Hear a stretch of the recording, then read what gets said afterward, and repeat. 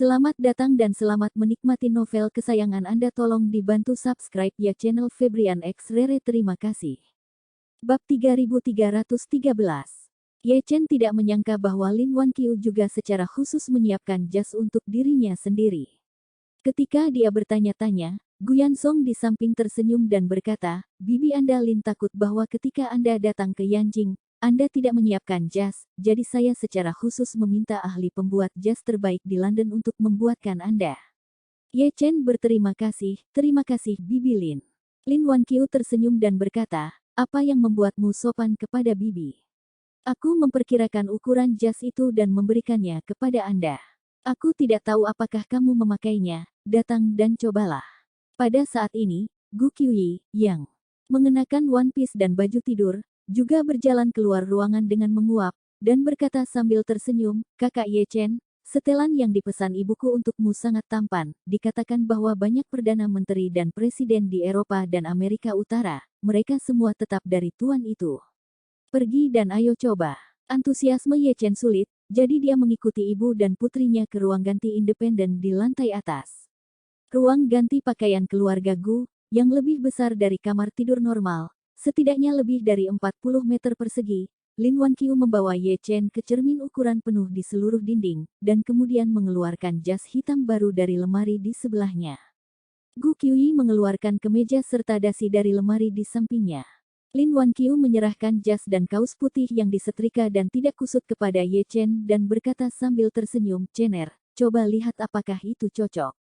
Ye Chen berkata dengan sedikit malu, "Bibi Lin, bisakah saya mencoba pakaiannya? Apakah Anda memiliki kamar yang tersedia?" Gu Qiuyi buru-buru berkata, "Bu, kamu keluar dulu, kalau tidak Ye Chen akan malu, aku akan membantunya berganti pakaian di sini."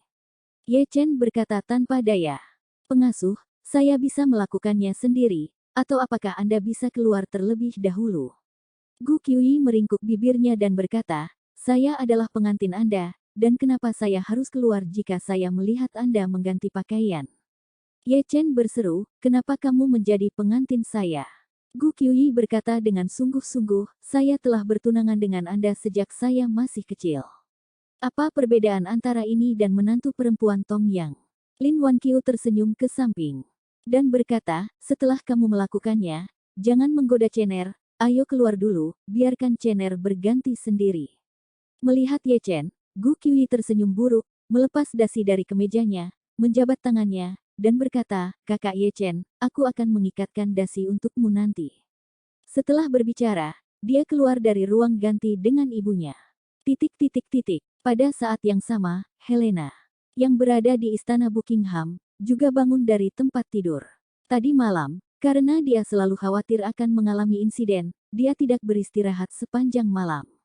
"Pada awalnya, saya tidak bisa tertidur untuk waktu yang lama, dan akhirnya tertidur, tetapi saya selalu mengalami berbagai mimpi buruk, dan saya tidur sebentar-sebentar kurang dari 2 jam."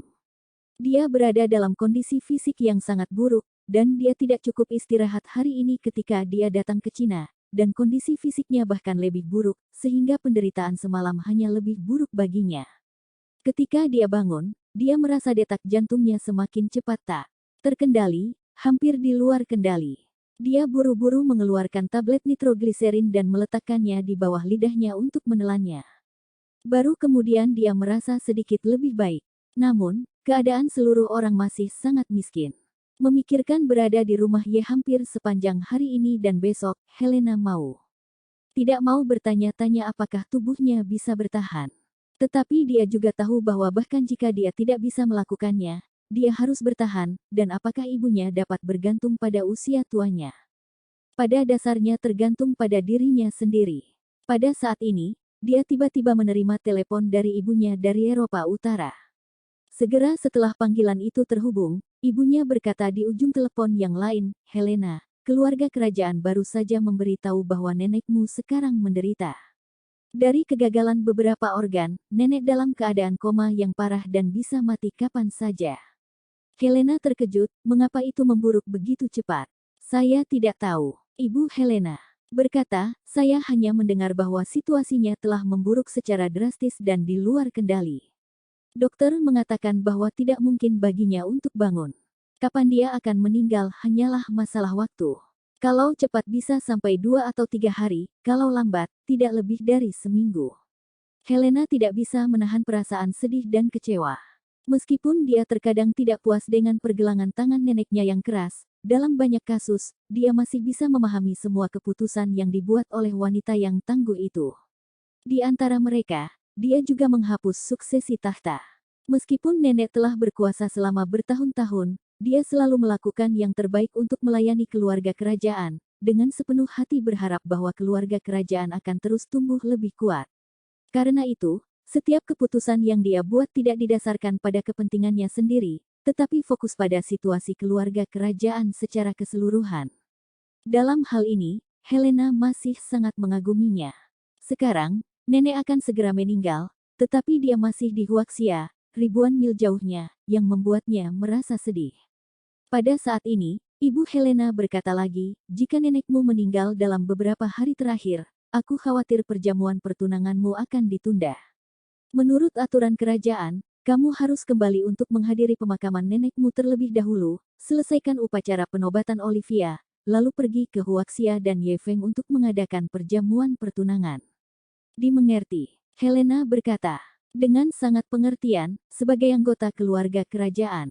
Pemakaman ratu dan penobatan kaisar baru secara alami adalah dua hal terpenting.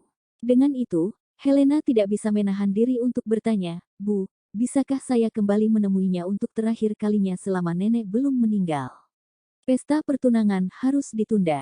Tidak masuk akal bagi saya untuk tinggal di sini, maka tidak akan ada kesempatan. Ibu Helena menghela nafas dan berkata, kami tidak bisa duduk dalam masalah ini.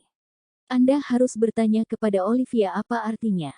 Meskipun dia belum dinobatkan secara resmi, dia telah mengambil alih urusan keluarga kerajaan. Jika Anda mau, kembali untuk melihat nenekmu untuk terakhir kalinya, tolong minta saran Olivia terlebih dahulu.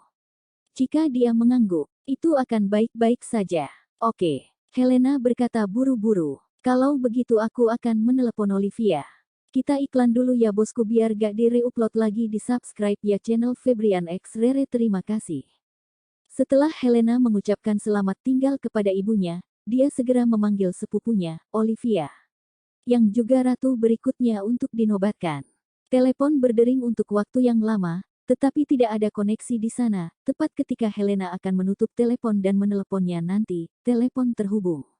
Segera, suara seorang wanita yang sedikit tersenyum terdengar di ujung telepon yang lain. Helena, bagaimana kabarmu di Tiongkok baru-baru ini, saudara perempuanku? Helena buru-buru berkata, Olivia. Aku dengar nenek sakit kritis. Sisi lain sedih dan berkata, ya, saudari, kegagalan organ ganda, dokter telah mempersiapkan kita untuk kehilangan mentalnya kapan saja. Helena merasa bahwa tangisan Olivia agak keras, tetapi saat ini dia tidak peduli, dan buru-buru bertanya kepadanya, Olivia, jika nenek dalam situasi yang buruk, maka dia mungkin tidak dapat menunggu pertunanganku, jika nenek akan meninggal dalam 1 hari. Pada saat itu, saya pasti harus kembali ke pemakaman.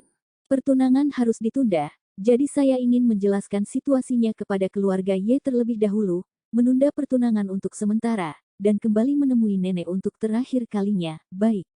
Kita iklan dulu ya bosku biar gak di-reupload lagi di subscribe ya channel Febrian X Rere terima kasih.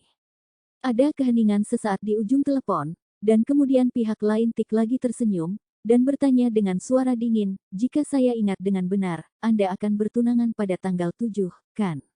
Ya, Helena berseru, ada 3 hari lagi. Saya khawatir nenek tidak akan bisa bertahan selama 3 hari ini. Kalau begitu, saya tidak akan melihatnya untuk terakhir kalinya. Pihak lain mencibir, Helena, nenek sekarang dalam keadaan koma yang parah dan tidak akan bangun lagi, bahkan jika Anda kembali, dia tidak akan mengenali Anda. Saya tidak berpikir Anda harus membuangnya. Apakah dia mati atau hidup dalam 3 hari, pertunanganmu dengan keluarga Ye akan diadakan sesuai jadwal, tidak ada perubahan yang diizinkan.